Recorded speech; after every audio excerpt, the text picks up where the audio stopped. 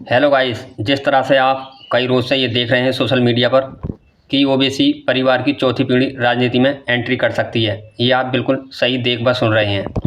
Asaduddin OBC के भतीजे यानी कि उनके छोटे भाई अकबरुद्दीन ओबीसी के बड़े बेटे नूरुद्दीन ओबीसी, जो पेशे से डॉक्टर हैं, उनकी इस साल 2023 में विधानसभा चुनाव में राजनीति में एंट्री हो सकती है, क्योंकि पार्टी के बड़े नेताओं के बीच में ये फैसला लिया गया है कि इससे ज़्यादा सीटों पर चुनाव लड़ा जा विधानसभा का। और इसी साल 2023 में दिसंबर में चुनाव होना है तेलंगाना में विधानसभा का। इसी में नूरुद्दीन ओबीसी को प्रत्याशी बनाया जा सकता है पार्टी का, AIM पार्टी से।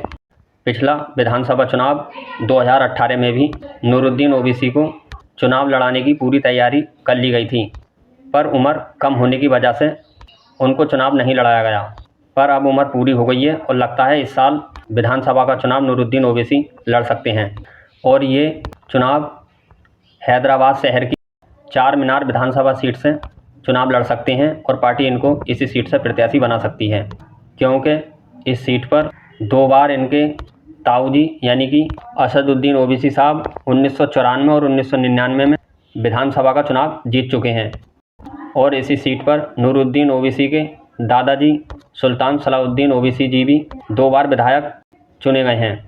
और ये सीट ओबीसी परिवार के लिए बहुत ही सुरक्षित सीट मानी जाती है।